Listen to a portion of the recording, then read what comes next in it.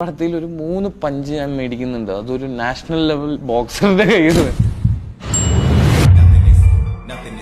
ഈ സിനിമയിൽ എന്റെ ക്യാരക്ടറിന്റെ പേര് ജോജോ എന്നാണ്. ജോജോന്റെ പെർസ്പെക്റ്റീവിലാണ് കഥ നെറേറ്റ് ചെയ്യുന്നത്. ബിഗിനിങ് സ്റ്റേജിൽ ഞാൻ ഭയങ്കര ഡൗട്ട്ഫുൾ ആയിരുന്നു, എന്നെ കൊണ്ട് നടക്കുന്ന പരിപാടിയാണോ.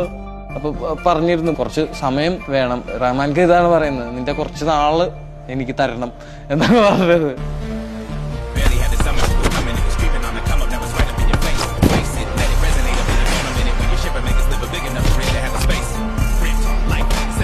നമുക്കും ചില കാര്യങ്ങളൊക്കെ പറ്റും എന്നുള്ളൊരു കോൺഫിഡൻസും മൊത്തത്തിലൊരു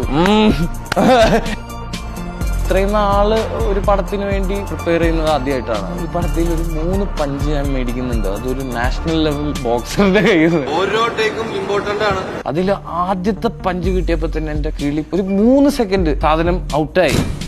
എവിടെയാ നിൽക്കുന്നത് എന്നുള്ളൊരു സാധനം അത് നിങ്ങൾ പടം കാണുമ്പോൾ മനസ്സിലാവും. അത് ഭയങ്കര എക്സ്പീരിയൻസ് ആയിരുന്നു. അപ്പുറം തന്നെ ഹോസ്പിറ്റലിൽ ഉണ്ടായിരുന്നോണ്ട് നേരെ ഇവിടെ